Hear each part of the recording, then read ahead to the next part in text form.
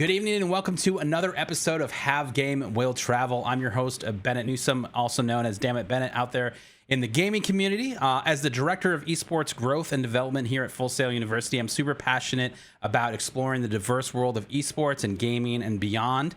So whether you're a first-time listener or a returning fan, we're thrilled to have you for this virtual journey through the experiences of industry professionals.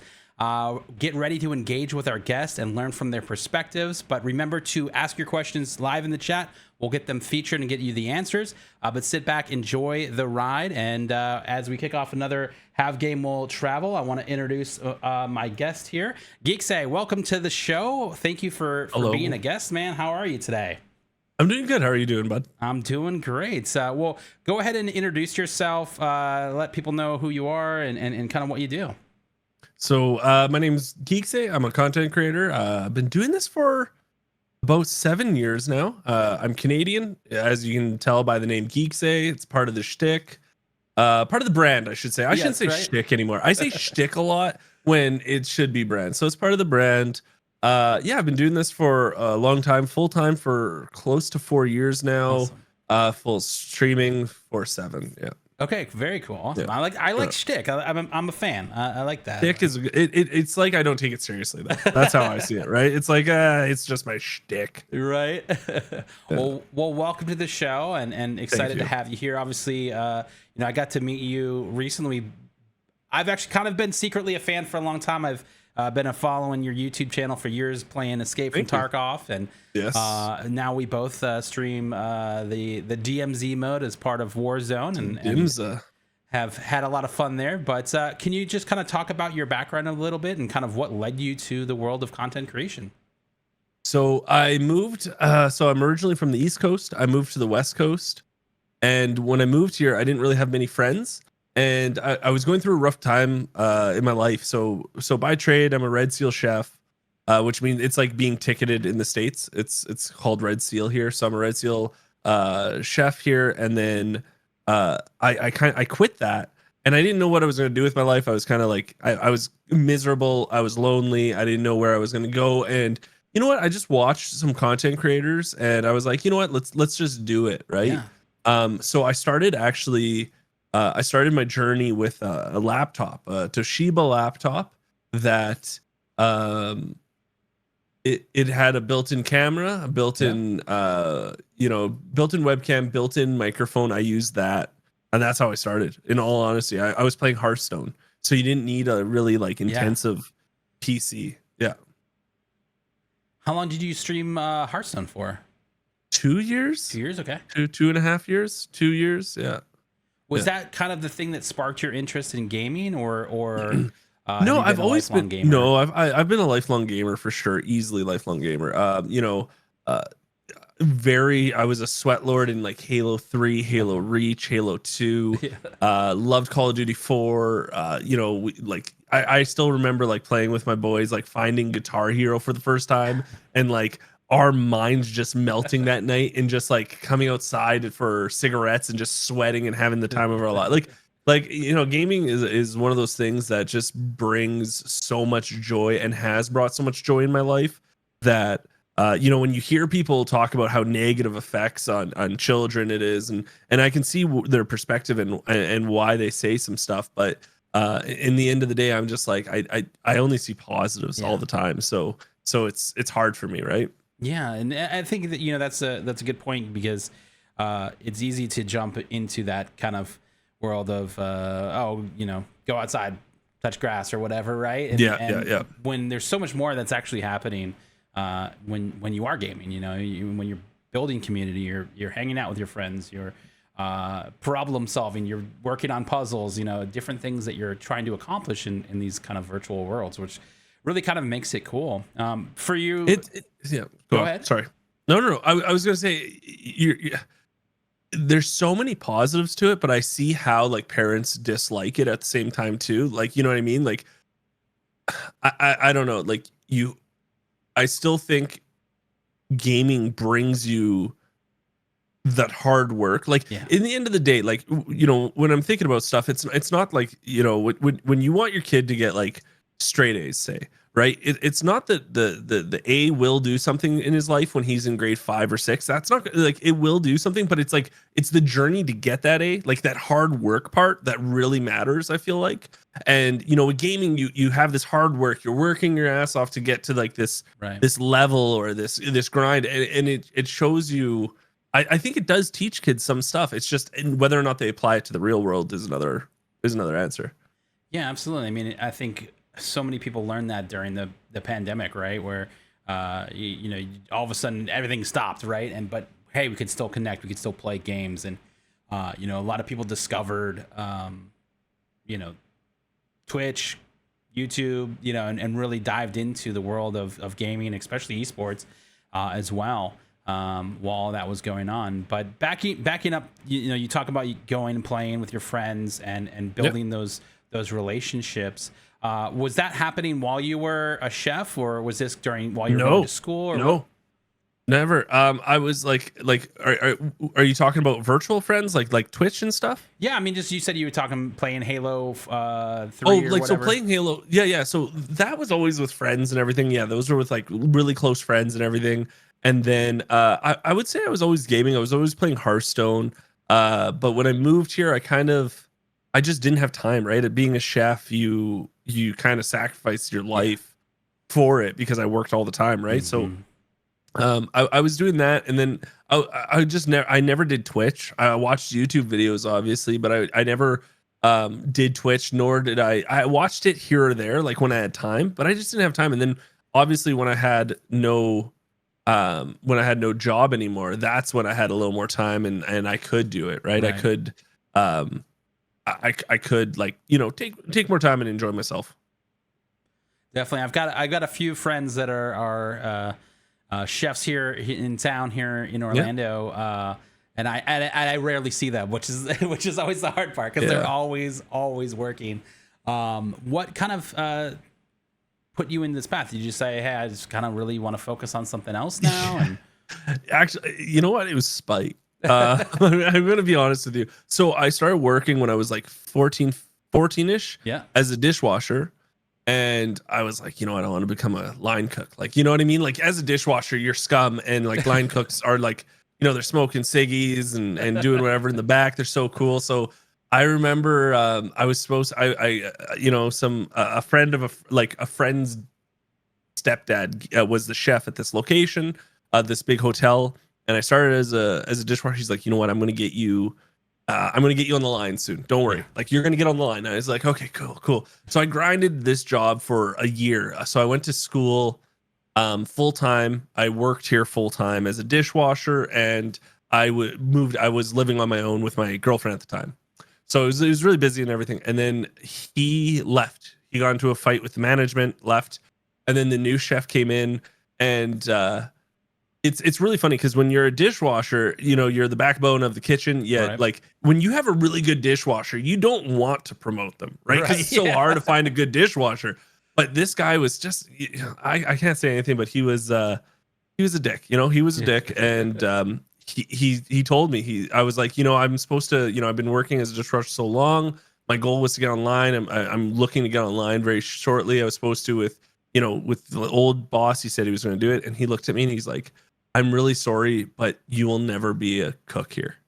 And I was like, oh my God. And that just hurt me, right? Yeah. Like, I'll never be a cook, and I'll show you. Yeah. And then eventually I went over to another place, started dishwashing with my buddies. And a buddy of mine is like, one of my best friends is like, his dad was a chef. He came over here from Europe. And he's like, now he's like the man in my city because he has so many restaurants. But at that time he was red sealed when he was 18. Oh, so wow. I started, I was his first apprentice. I was under him, and we've been best friends for forever now. And I just started cooking and just started rising the rank, and it just was a good time. Like, you have fun as a chef. Like, I partied hard, and like, you don't have to get up until like 1. You can like go stay up all night. Like, it's a degenerate life. That's awesome, but it's not reality.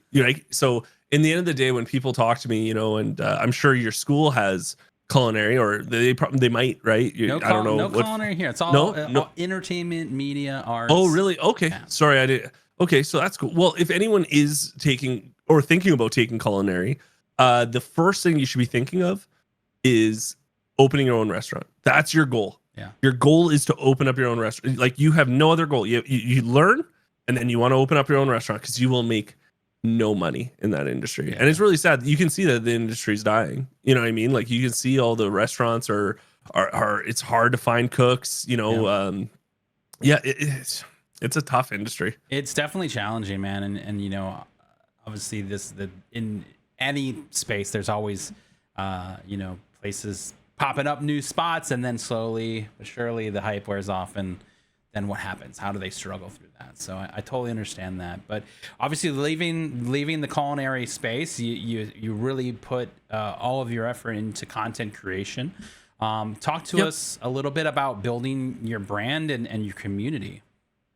So I started like just for fun. You know, I was playing Hearthstone, having a blast doing it. And then I thought I was going to do social work.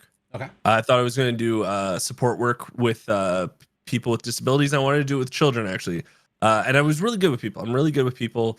You know, when you see me on stream and you meet me in real life or whatever, there's no difference. I'm not putting on like, this is who I am, right? Yeah. I'm very outgoing, very like, you know, I like to look at people in the eye. I like to, like, you know, talk to them, and I'm very good. I was very good in that aspect. So I was like, okay, I'll do, you know, support work. So I did support work 3 days a week. To make ends meet, I had to go back to cooking for 2 days a week, but not a chef. I was just like a prep Friday, Saturday guy in the morning. I was by myself. I loved it. And then so I did support work 3 days a week. I was a cook 2 days a week, and then 5 days a week I still streamed.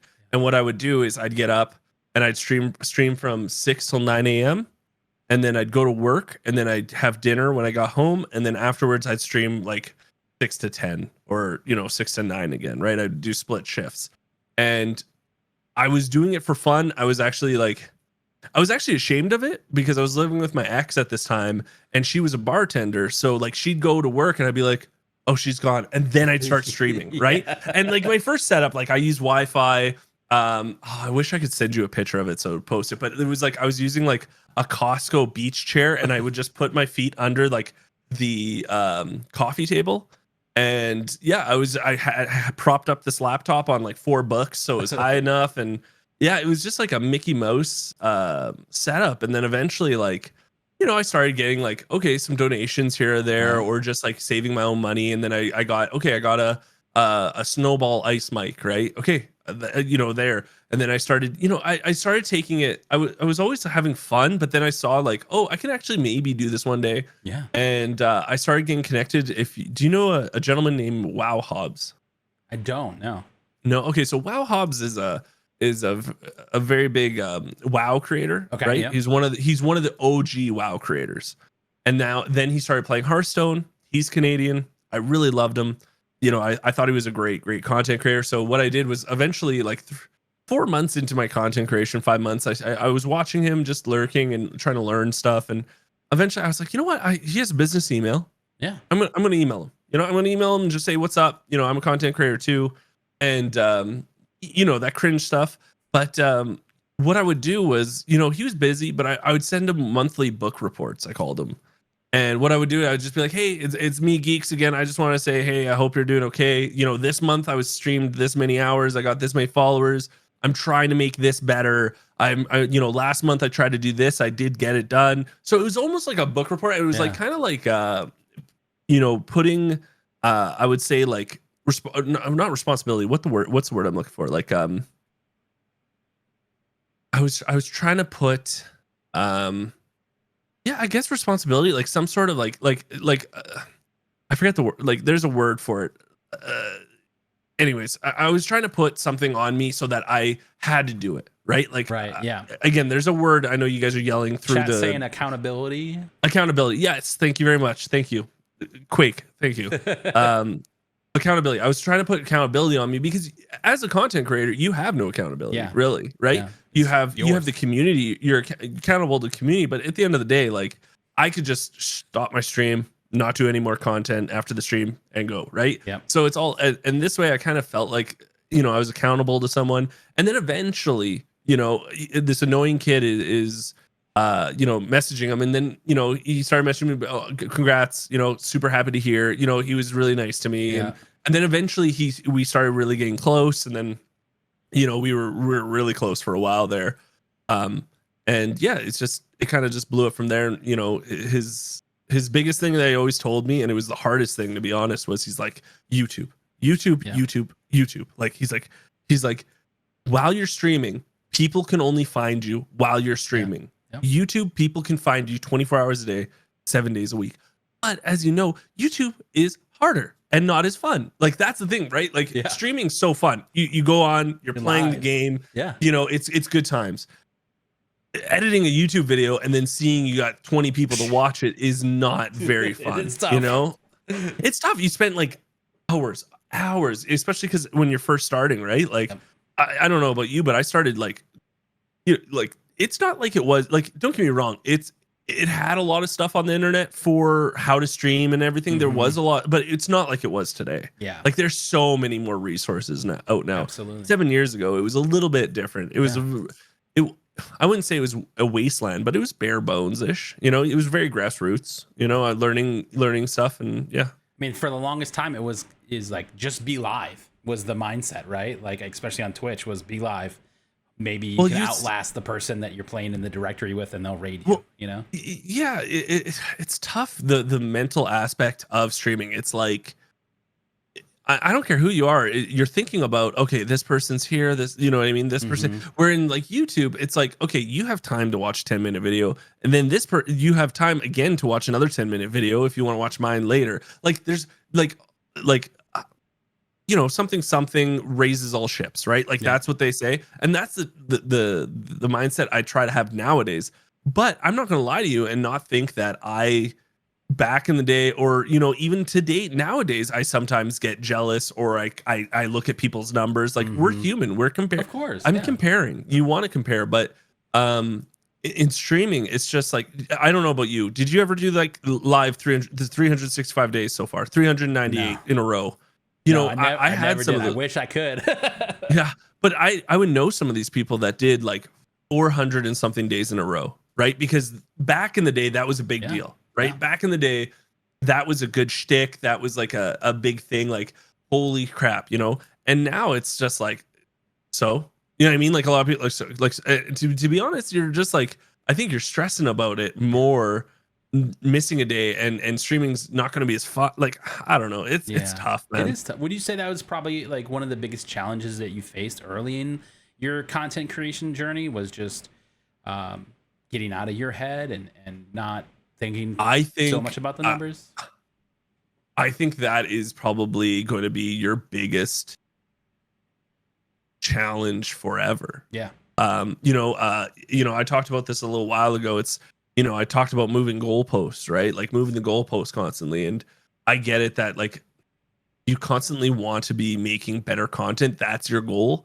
But at the end of the day, I remember when I had 10 people or something, I looked up to a couple of people, and 10 people's a lot. Like, let's be honest, 10 people's it's a lot of people. But like I was seeing people that had 100 viewers, right? And I was like, if I could just start my stream and have 100 people, I would stream forever. I would always be streaming. I would like, it didn't matter what time. If I wanted to stream, I would stream. Like that's my goal, right?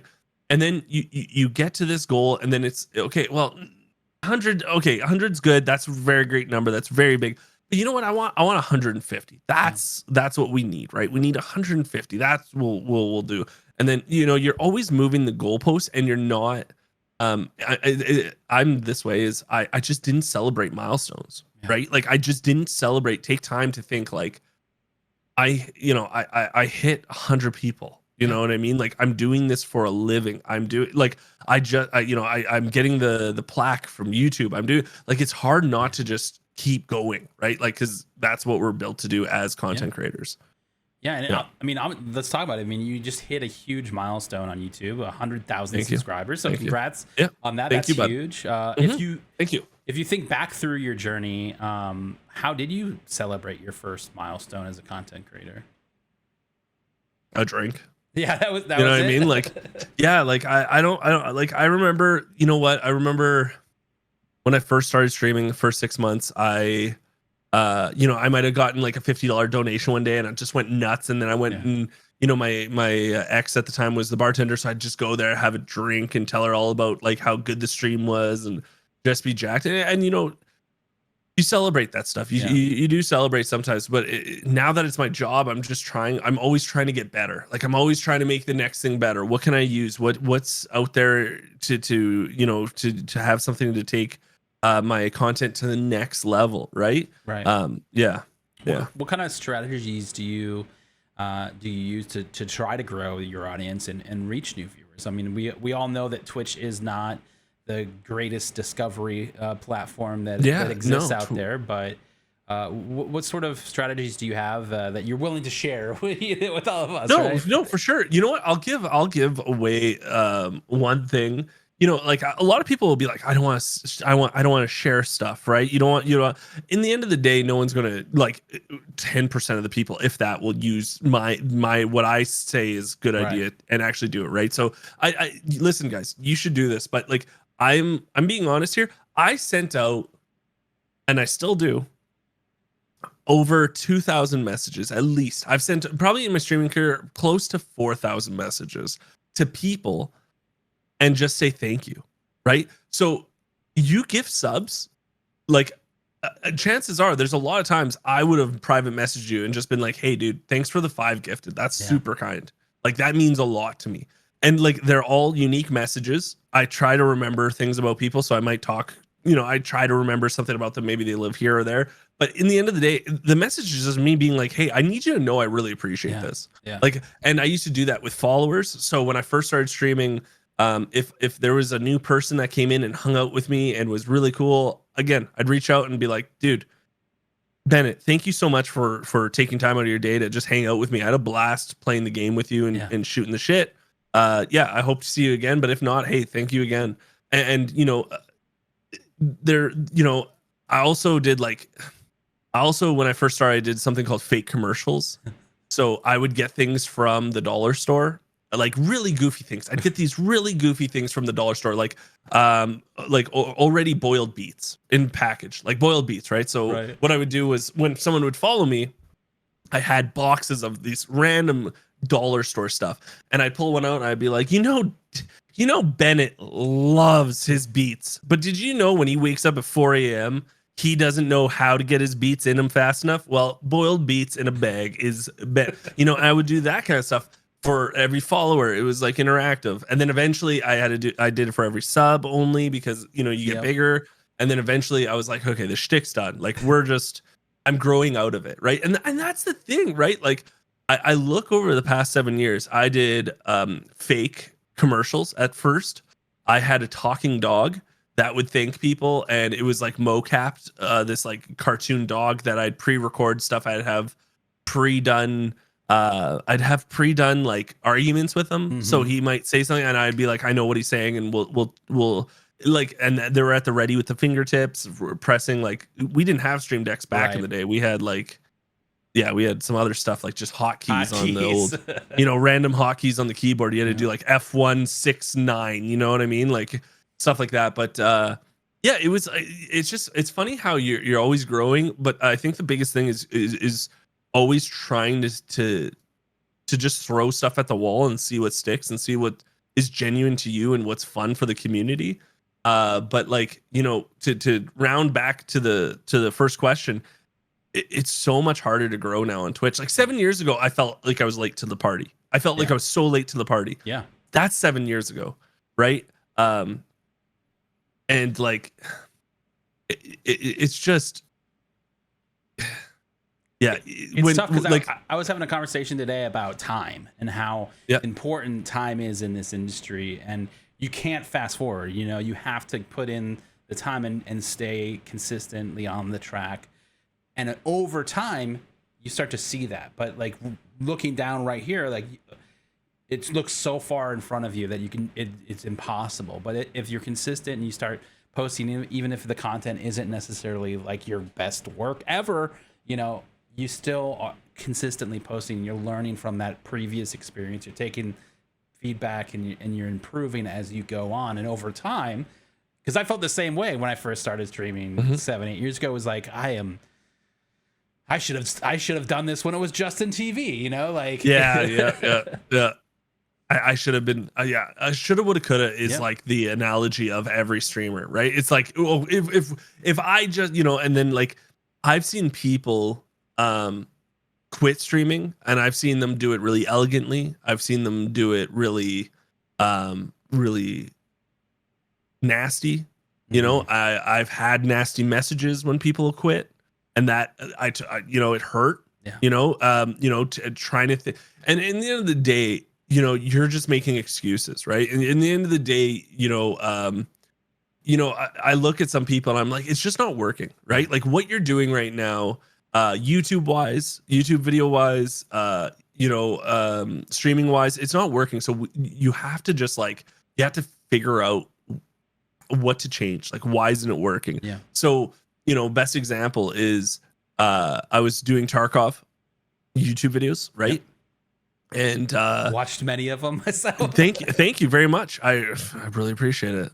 I looked this up just recently. Actually, I was looking at my numbers because of just how crazy it's been lately. Like it's been nuts lately on YouTube. So from May 1st of last year to December of this year, I gained 2,200 subscribers on YouTube. And I put out how many videos, right? Yeah. I only gained 2,200 in 9 months. Then in December, I switched. I moved over to GeeksEh, and I went, you know, 20,000 plus since December, I think 15th. You know, so like, I didn't realize that at the time, but like, I was making the same content on YouTube over and over and over again, and I just wasn't like into it myself, and I wasn't trying to challenge myself. I was just like, I'm the guide guy. Yep. I'm the Tarkov beginner guy. Yep. And then here's the thing, I got stuck in that role, right? So what happens is I have probably I had one of the biggest beginner guides in Tarkov. For Tarkov, it was, I think it has 2.4 million views right now. And what would happen is I blew up. I blew out of nowhere. The video went nuts because Tarkov blew up. I just did, like, it was just right place, right time. And I can tell you how I stumbled after that, by the way. But I was right place, right time. And then what happens is I'm the beginner guy. So I'm teaching all the beginner stuff. What happens after their beginner stuff's done, though, they're going to go to the next person because you're only the beginner guy. Right. So I was stuck in this tutorial mentality. I always had to do some sort of learning or to, like, you know, and when you try, especially when you try to do highlight videos or just like fun videos, it's just like there's no clickbait. Like there's nothing to clickbait people. You know, it's nothing to keep people viewing. So I would try to do this stuff, get no views, be miserable, and then move on. Right. And then be like, okay, well, guys, here's the best build for this gun. Here you go. And now with GeeksEh, I'm actually, it's getting better. Like, here's the thing. I'm learning. I can do highlights and tutorials at the same time. Like I'm crossing them, right? I'm changing my editing style. It's more goofy now. It's more fun. You know, I'm trying to think of like, if I watched a video, what I would think. It's just, I don't know where we were going, but that's that. Yeah. I like it. No, and I totally get that. I think, you know, when you put out that content that is more of a service related, you kind of get put into that category, and sometimes it's hard to, you know, cross back over into you know, a new area. But you know, I think this brings a good point. Is there like a specific moment or experience that you had that you really kind of felt validated as your hard work as a content creator? It was like starting to pay off. Did you think back at all throughout the journey? I think going full time. Yeah. Right. Like being able to like to quit jobs and like, you know, I have to say thank you to my mom, obviously, like, and my dad, obviously. They were like, you know, my brother owns a clothing store, so he was always the first one to like kind of do something like, you know, unusual that wasn't like my dad's, you know, go in the trades. My dad go in the trades, you know, he's a Italian man, you know, he's from Italy, so he's like, you know, he's the best man in the world, but like, you know, just picture like, you know, your typical little Italian man, you know, that's my dad. And you know, go in the trades. You'll always have work, you'll always make money, you know, put your money away, you know, grinding this into their kids like crazy. And you know, for me and my brother, who are very, you know, outgoing, very not like, you know, my dad, it's very funny that, you know, he was a hairdresser, then he started his own clothing store. And then me, I'm like, hey, Dad, guess what? I'm going to start playing video games for a living. Video games on the internet, right? Yeah. Video games on the internet. And he's like, and like, you know what? It's so funny because when I moved here where I'm from, the West Coast, like 20, or it's like 30-hour drive, 36-hour drive from my original hometown across Canada. But I just told him, and he, you know, as we got older, he's just like, yeah, go. Like, he's so proud. Like, he's just like, go, you have to go try this stuff. Yep. I support you. Yeah. And he's always been there. My mom and dad, like my mom comes in my streams every day. She'll say, how you do? Hi, son. She says, hi, son. And she's in there. Mama GeeksEh, you can see her. They're so supportive. And yeah, they've always been in my corner. But I would say like my biggest goal was honestly like just like being able to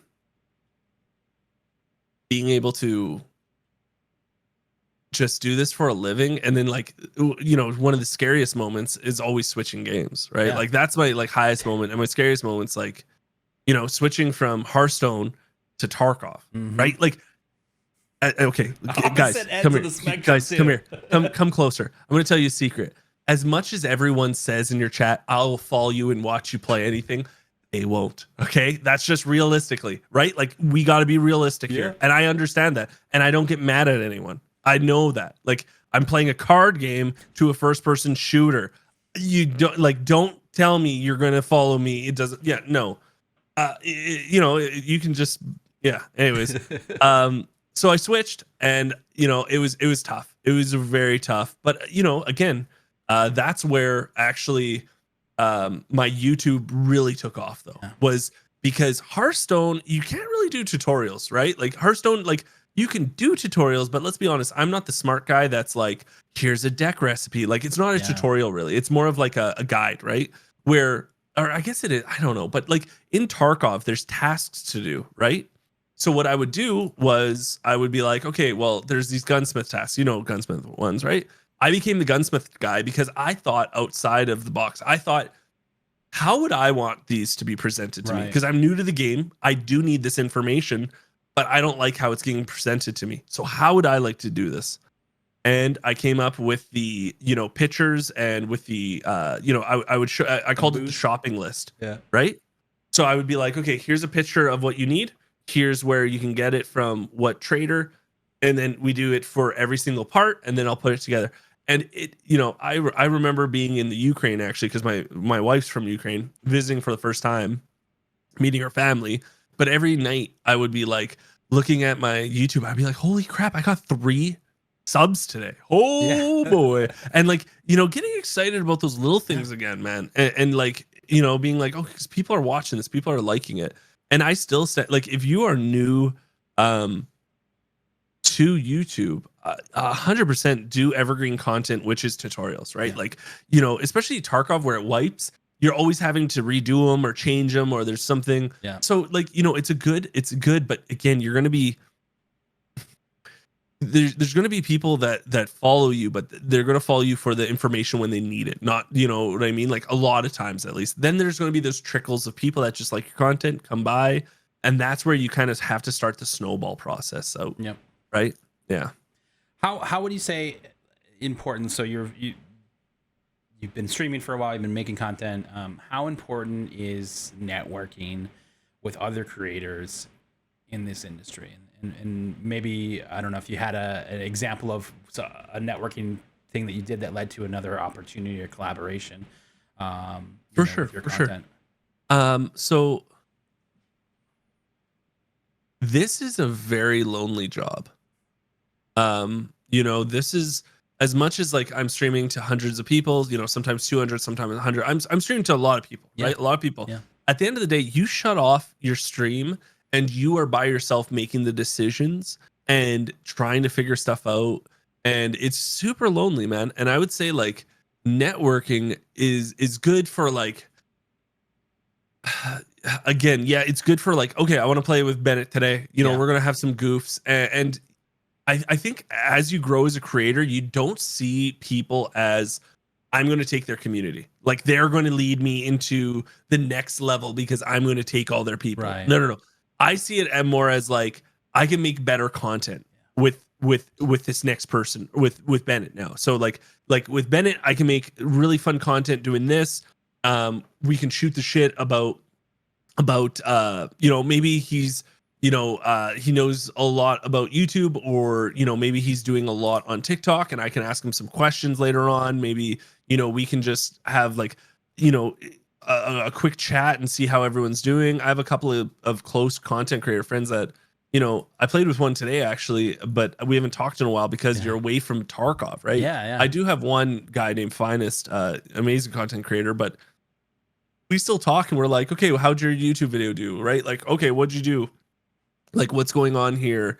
You know, and then I'll say like, oh, I got this opportunity through doing this.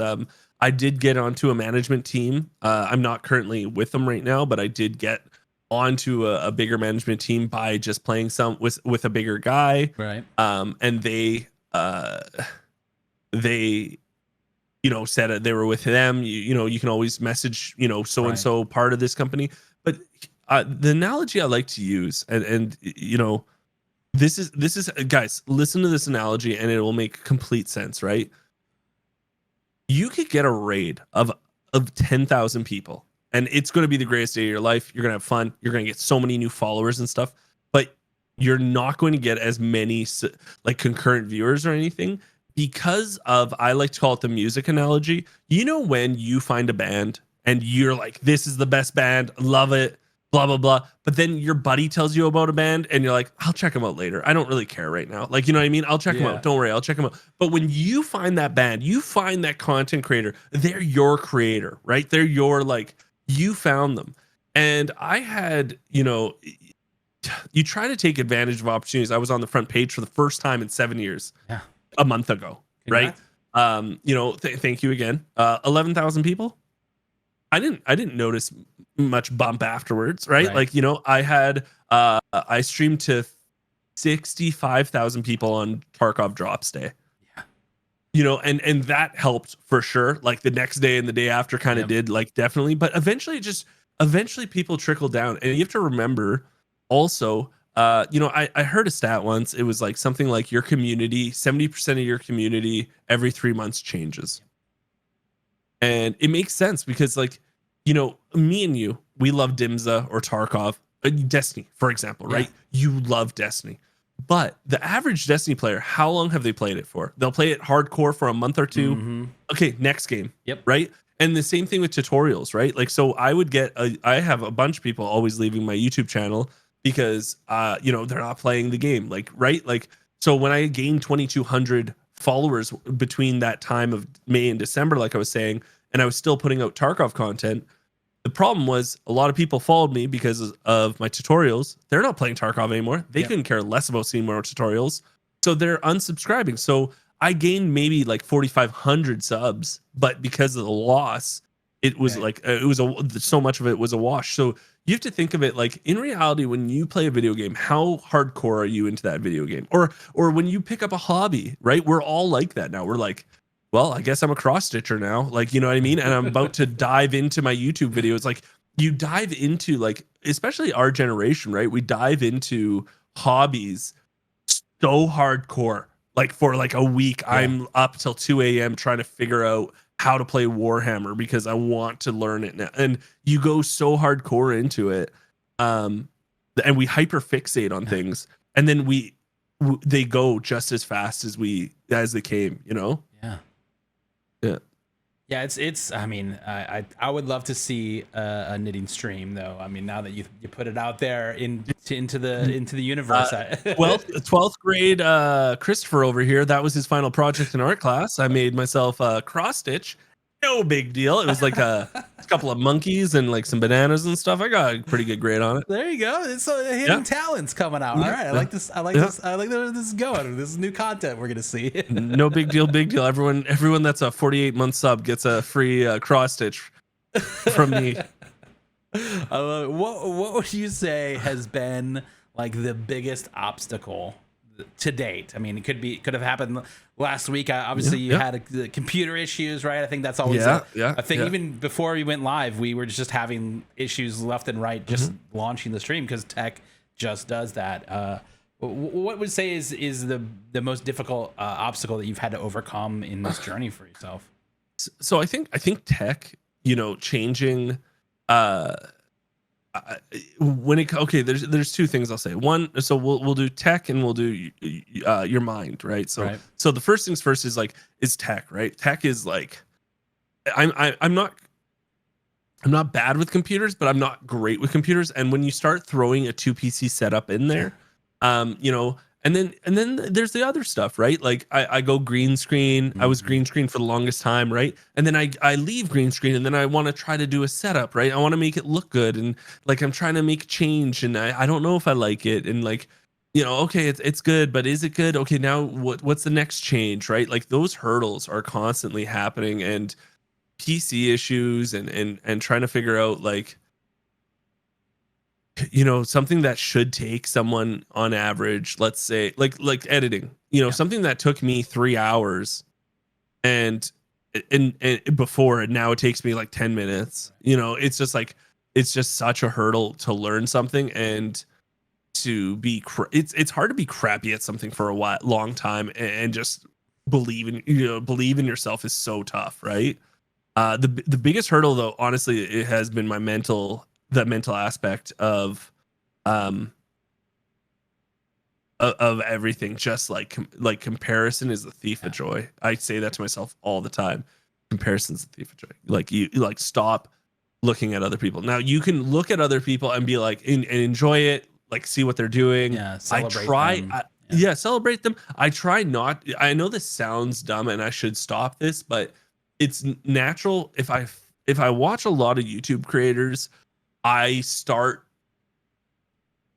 don't know if I took their idea and like now I'm, you know what I mean? Like, right. I don't want to ever feel like, oh, I took that person's idea or something. Right. So I don't watch a ton. I watch enough, like my buddies and stuff. I watch their videos and I like to give tips and be like, hey, I thought this was a little slow. Let's, you should try this maybe. I would say like just like comparison, man. Like even lately, it's just been tough, man. It's just been so tough. Like I've been so happy with my YouTube lately. I've been so happy, but then I'm always looking at the numbers. I'm always trying to dig deeper. How do I get better? How do I get more? It's just, dude. It is, like what content creator doesn't have mental issues? Yeah. I don't know anyone that's like happy go lucky and right. Like you listen to people like Summit, right? Right. Summit goes from 50,000 people, right? And he might be playing GTRP, 50,000 people to 25,000 people for playing Tarkov, let's say, right?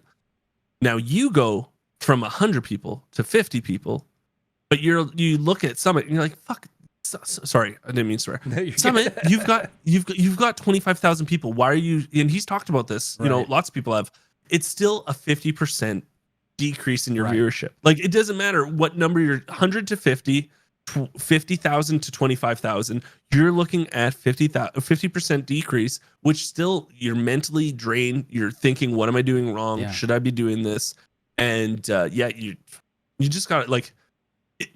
Confidence and believing in yourself is something that we don't have enough of, and the problem is that like when you get those, like YouTube controls me. I'm going to tell you that right now. It used to be really bad like 6 months ago, I would say, because I was doing so bad at it, right? And I was just like, what am I doing wrong? Like, what am I doing? Like, and it used to, like there would be a week where a video would pop for 30,000 viewers. I'd be like, and then I'd be on the highest high, right? I'd be on such a good mood, but then I'd put out the next one, 3,000 views, 2,000 views, and then the whole week's ruined. Everything's ruined, and I got to stop that, right? And I have recently stopped that. You can't have everything being a 1 out of 10 or a 2 out of 10. You have to have. You're always gonna have those outliers. It's again comes down to like, are you progressing? Are you happy with your art? Stuff like that. Yeah. I totally understand and get that. I mean, I think, I think I just hit my first 100K TikTok video and I was like, Nice, this is congrats. crazy. That's good. That's so, yeah, congratulations. The same video I posted on YouTube, the short, has like 17 views. Yeah. I was like, how did this happen? What am I doing wrong?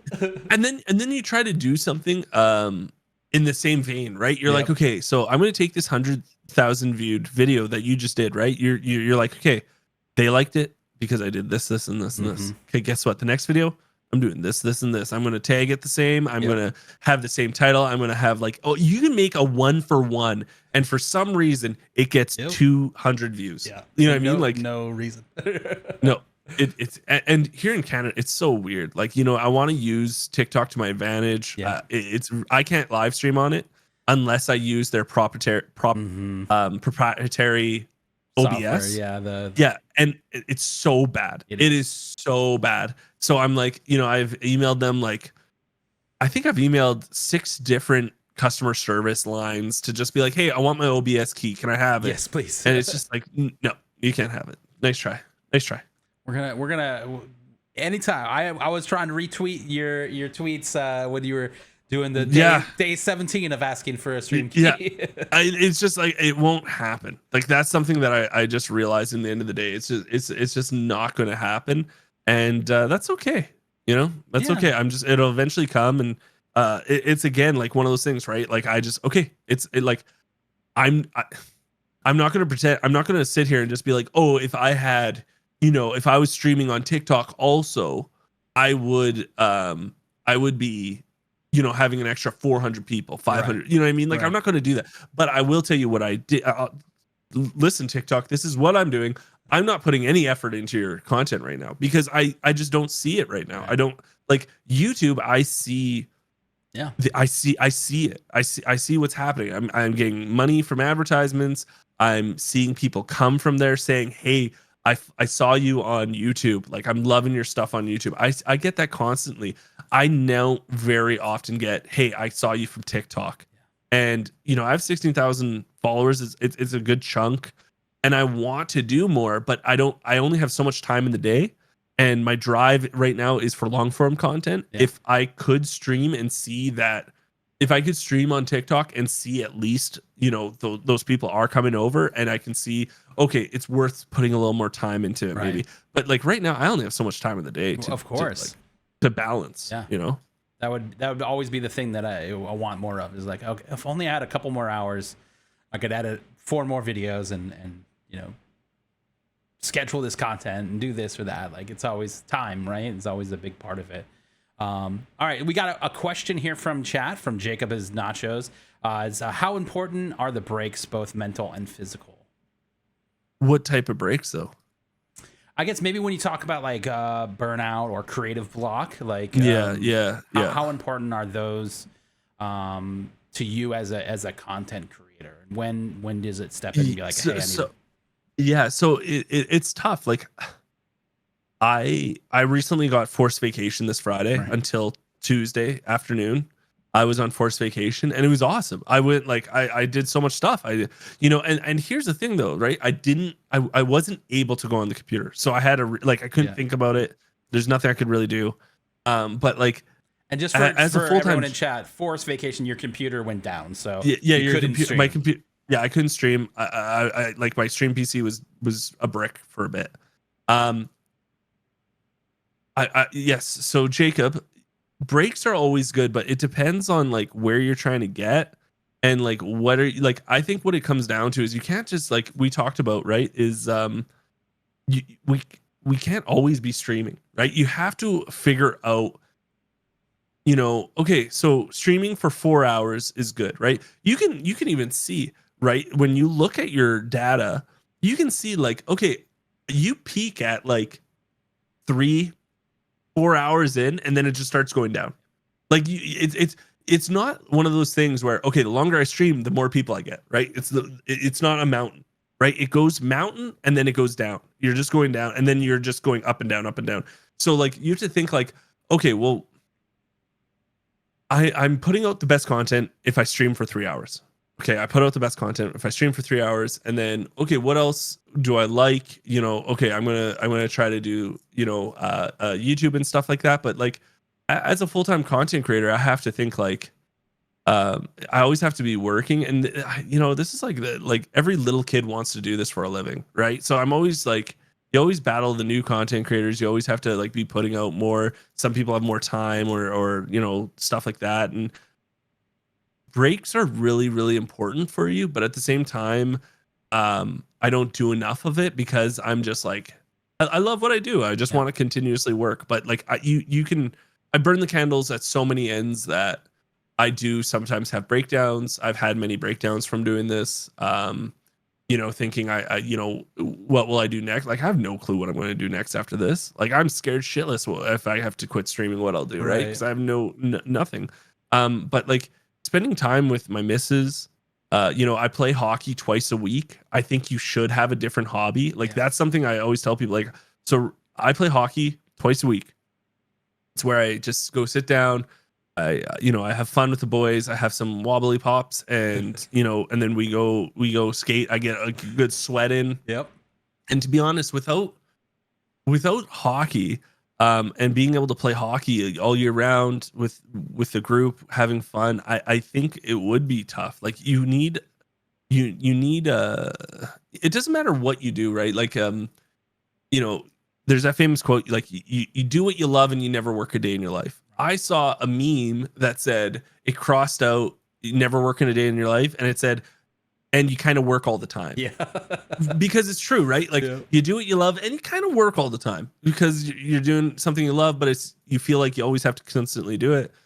I think having a different hobby, something that disconnects you is probably the best thing you can do for yourself. If you're trying to do this full time, listen, you're going to have to make sacrifices for a few years, and it's just like, you get as many breaks as you can for sure. But like, if you really want to do this, you're going to have to make sacrifices. You're going to have to push a lot, like too much time into this, and probably go through some ups and downs.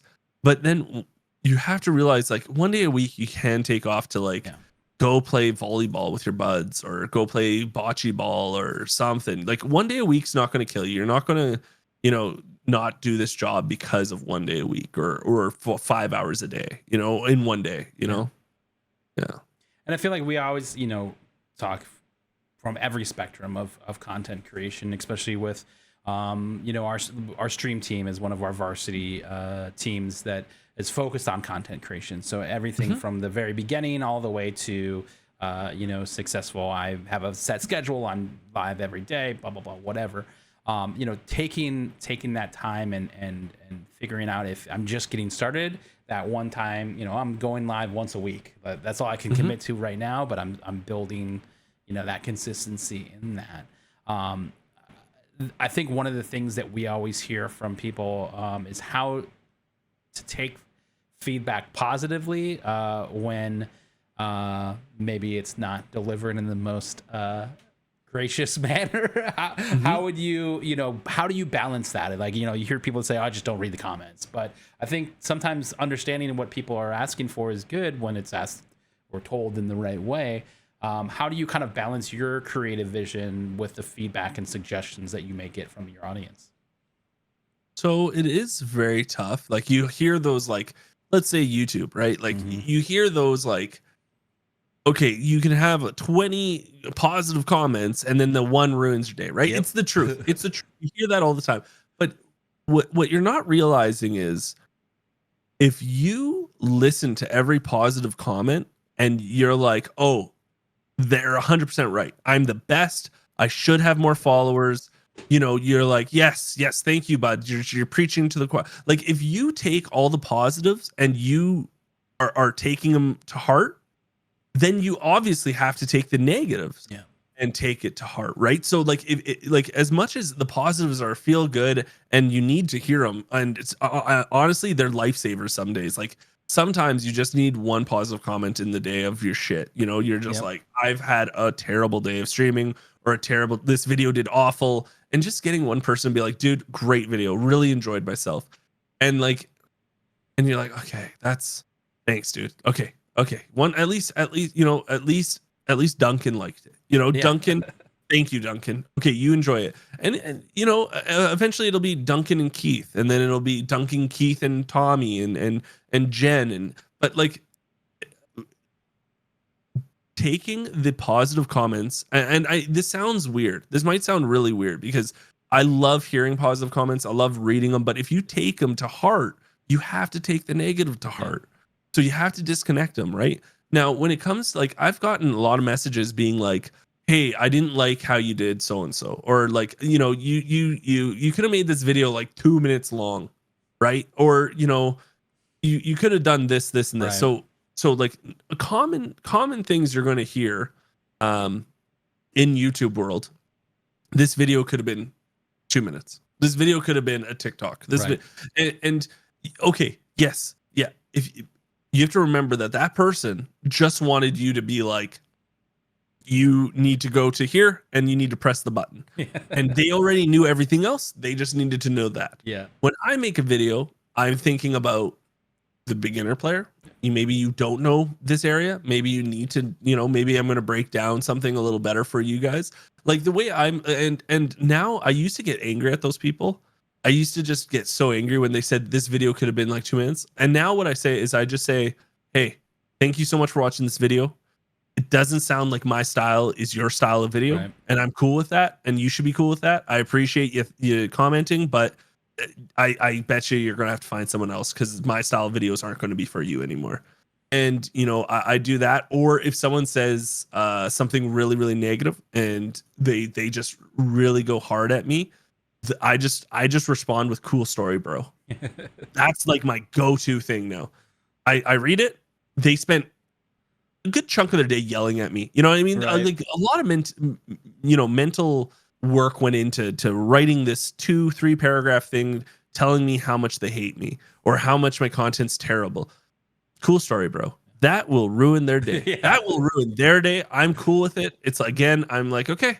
But like at the same time, I look at those messages and they are important, right? You're looking at like, okay, what didn't they like? Yeah.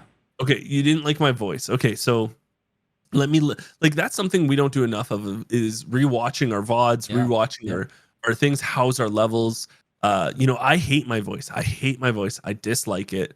But I used to hate it so much that it used to cause me that I couldn't start YouTube videos because I didn't like how it sounded. Now at least I'm like, okay, this is just my voice. This is how it is. But before I hated the sound of my microphone, how my audio sounded, that I was just like, I just knew it was going to be frightening to me. Right. Yeah.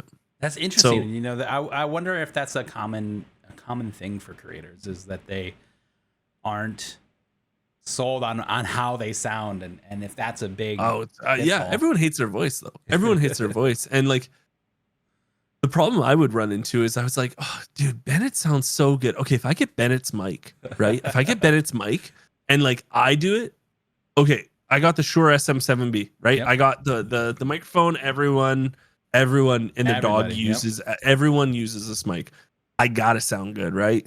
And then you use it, and then you're like, I sound awful. but it's funny because like when you think you sound good, like. It's just so funny. Like you can go through my videos, like go through my YouTube videos, man. Go through like go to my first few ones, go to like you can see progress. Yeah, you can see how I've changed things. I'm always tweaking things. I'm always changing little things here and there. And I think stagnation is your enemy, especially when you start doing this for years upon years. Eventually you're just like, I'm not changing anything. Yeah. You know what I mean? Like, yeah, this is my background now. This is life. This is what we do. And and the thing is though, is when you were hungry and you were trying to hit home runs constantly, changing stuff, that's how you grew. You were so hungry. Eventually you're just like, I'm just so tired. You know what I mean? Yeah. Like I'm just so tired right now. Yeah. So I'm trying to, I think DMZ actually did that. Definitely like DMZ like re-sparked passion because I was just stuck playing, I love Tarkov, but playing the same game for 4 years, over 10,000 hours. Yep. We're talking about what the average person plays a video game, how many hours they play. It's like they probably play 100 hours in a game's wild, right? Like for more normal people, 100 hours, 200 hours is wild, 300 is insane, and then you go to 10,000 hours. Yeah. It's it is Yeah. it is what it is. I mean, it becomes I was that type of gamer yeah. before. It was with the exception of the yearly Call of Duty or Battlefield that would come out. I would put a decent amount of hours in it, but then a new game would come out, and Uncharted, you go play that, and then the next new game comes out, you go and do that. It wasn't until like Destiny came out that I stopped that, and I just I'm only playing Destiny now. This is because you're having so much fun, right? You were just like, oh, I could do this, right? And it being like, you brought up a good point. I'm sorry to cut you off. No, yeah. You brought up a good point though. Being a variety streamer is very expensive, and people don't think of that. Yeah.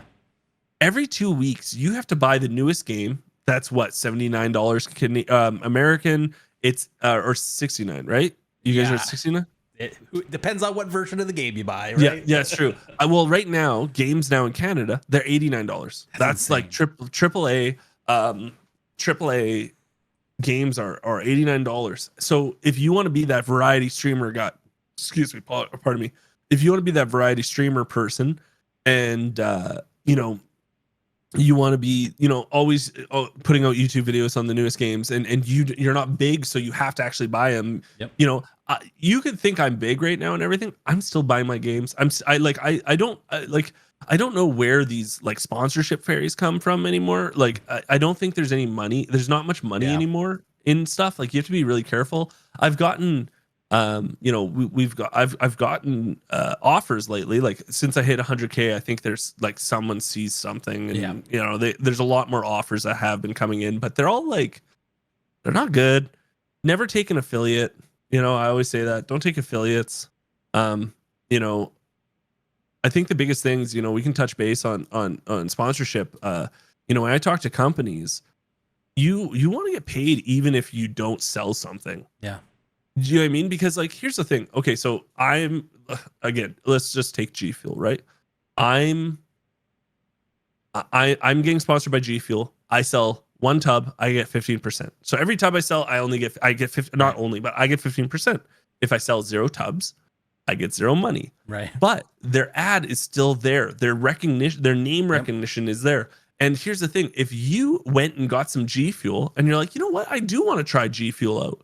What are the chances of you doing that live on while I'm streaming and using my code, right? Like you're still giving them it's right. about name recognition and getting their name out there and getting their name to be a household name. Like that is part of the job, and you're doing that for free then. Yeah. I that's one reason I dislike TwitchCon is I feel like at TwitchCon, I've been there for 2 years now, and I felt like I didn't go to the past one, but I went to the 2 before that. I felt like it was very, very like predatory. It was very predatory towards affiliates. Hey, this is this new bubblegum that's an energy bubblegum. Join our affiliate program over here. Try it out. Like it felt very predatory in nature for these companies to try to get everyone signed into it. Yeah, it definitely felt a lot more sponsor focused, and from a I don't want to say it's felt more corporate, but for the first time, especially last year, it just really had a different vibe for sure.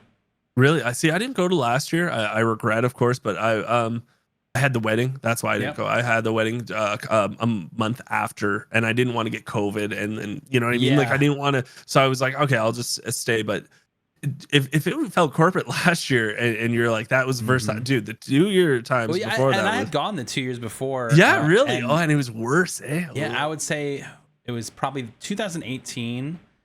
Yeah, felt really good. It was an experience. Which one was that? That was San Jose. San Jose, yeah. I went to that one, and that was really good, and I really liked the whole experience. And then they moved to San Diego, and again, first time in San Diego, it was great.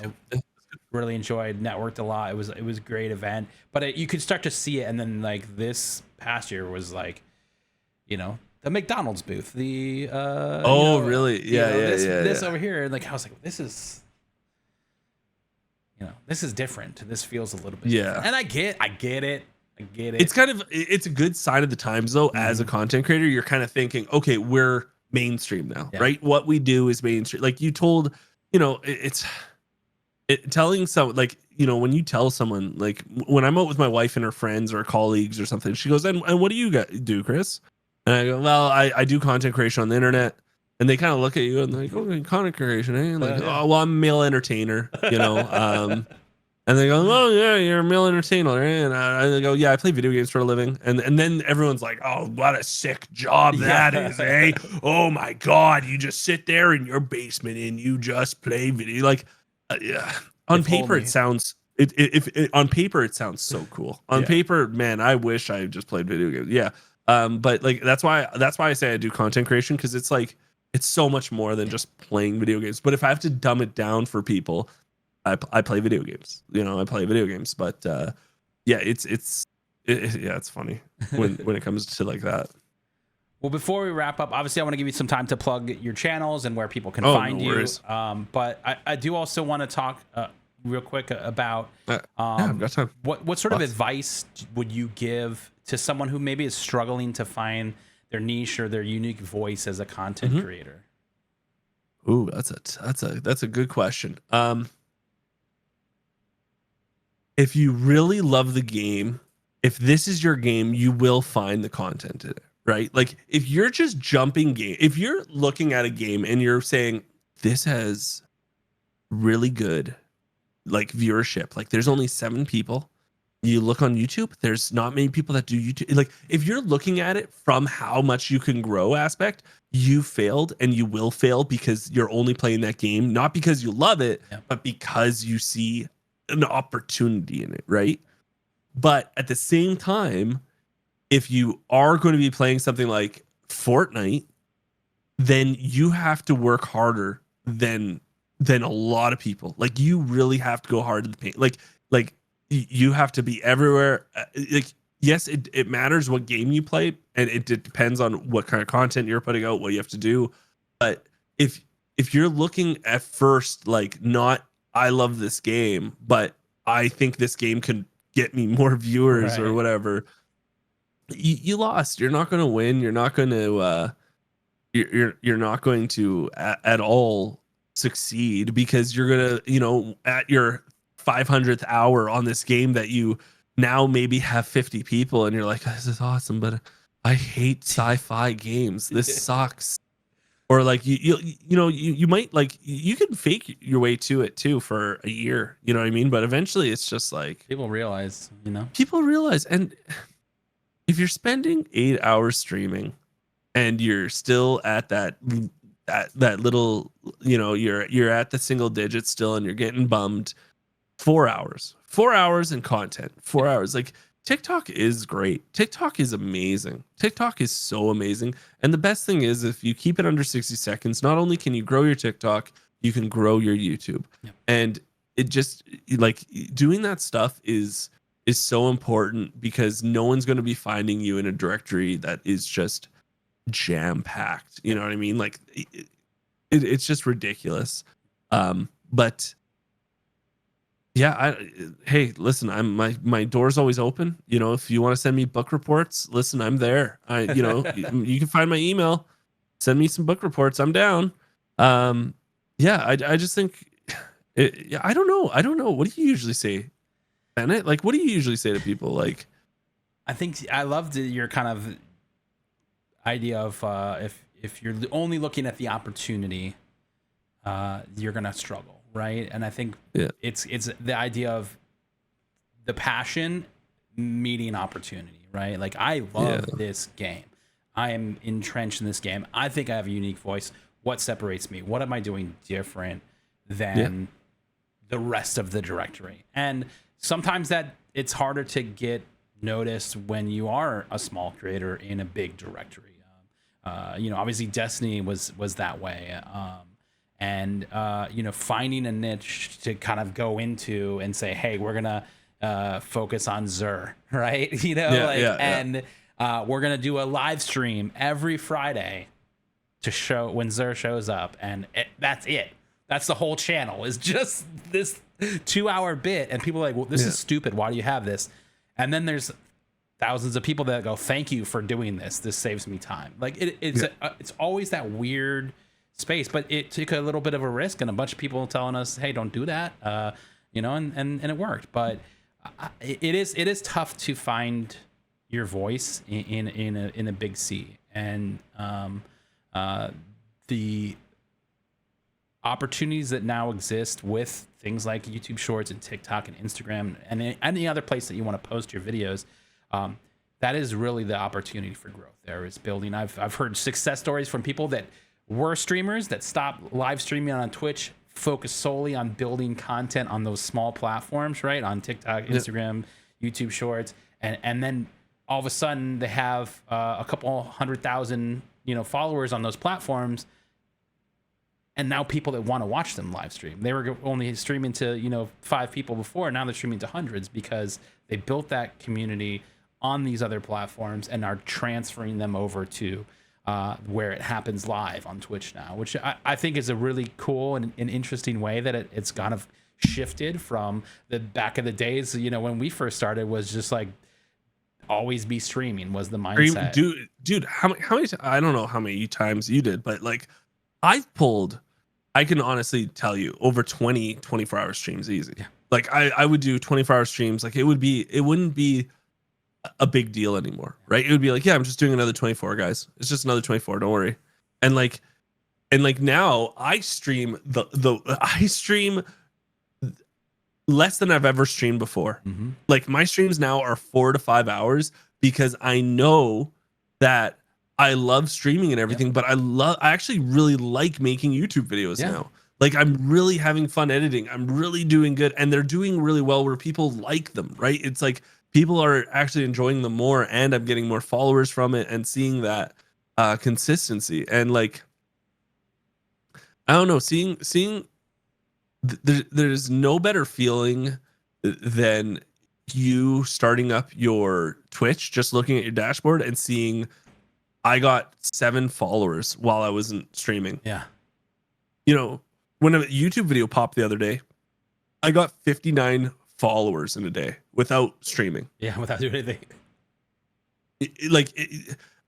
I guarantee you, if I streamed for 10 hours that day, I wouldn't get 59 followers. You know what I mean? Like, It's just like, what's worth your time right now? Like, where are you enjoying it? Like, if I was enjoying streaming more, I would stream. Like, you know what I mean? Like, if it was more fun for me to stream, but like you just get burnt out, and I see where me streaming 8 hours a day and then trying to do content, like it didn't work, right? It's not feasible for you doing this years and years and years.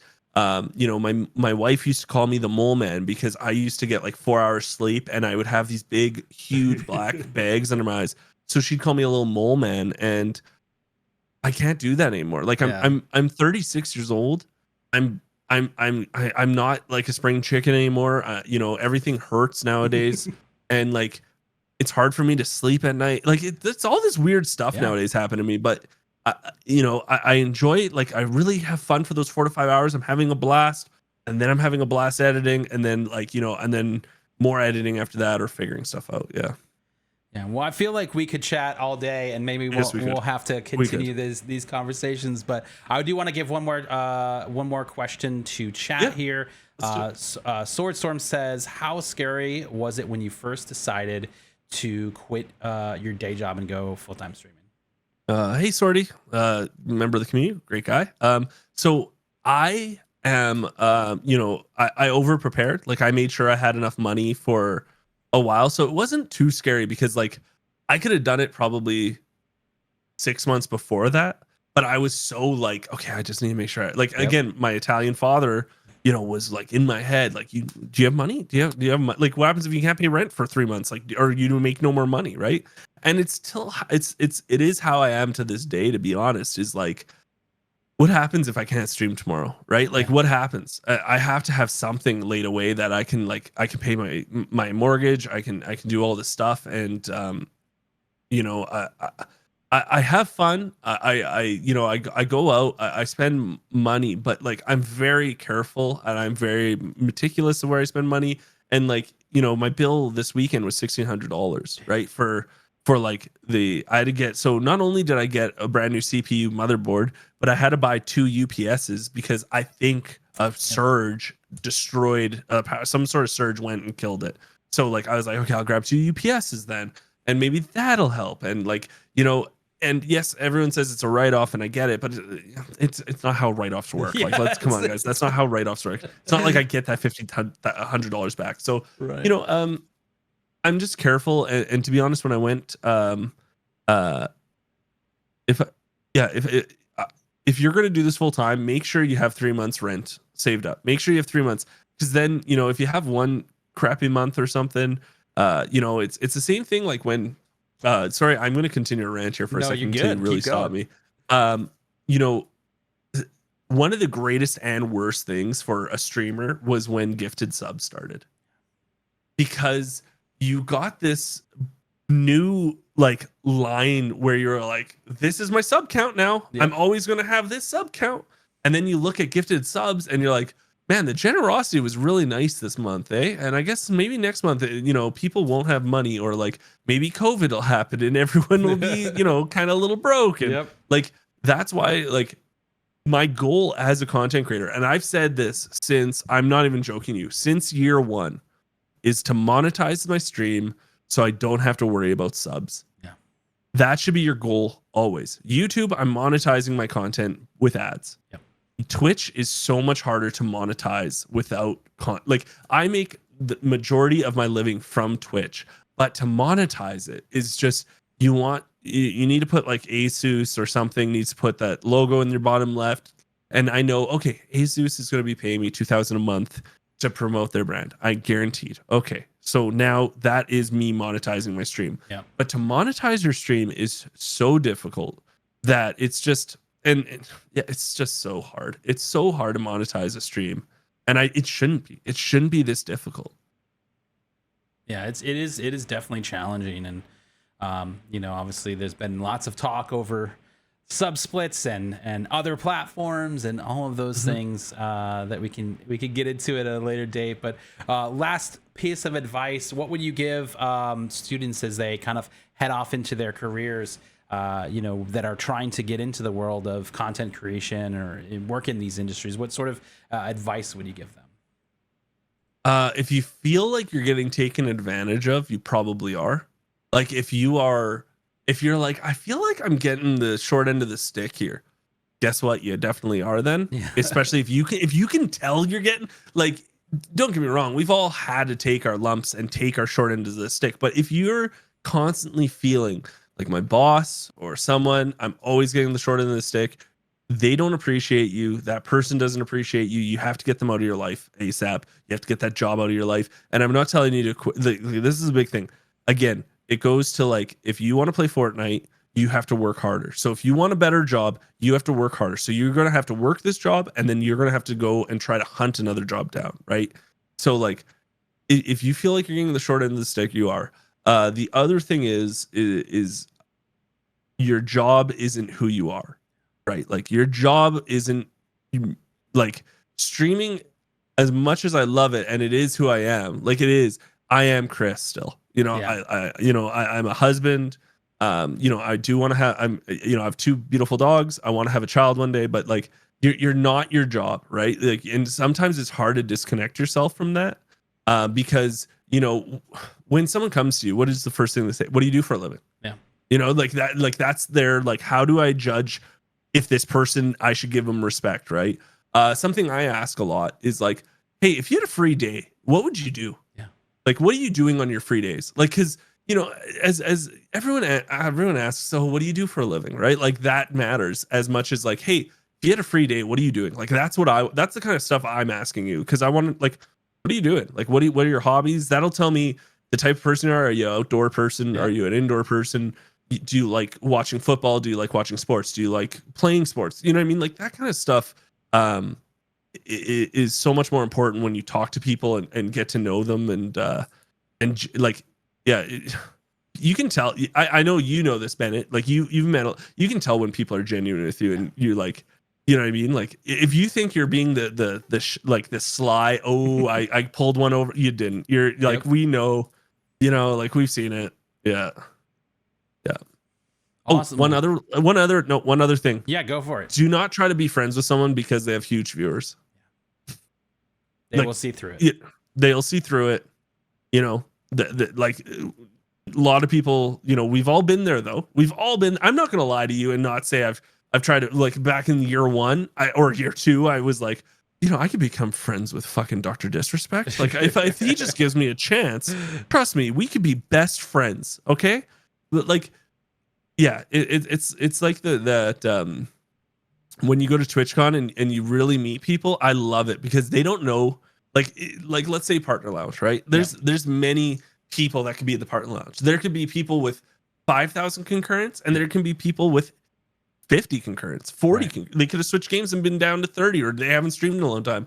And it's just like you're generally getting to know people instead of, like, you know, like I think they used to do, like, there are some meetups for YouTube that they put your sub count on your badge. Oh man. Not YouTube, not the YouTube ones, but I've heard of YouTube meetups where they do put your, and it's like, no, we're not doing this. We're not doing this. This isn't.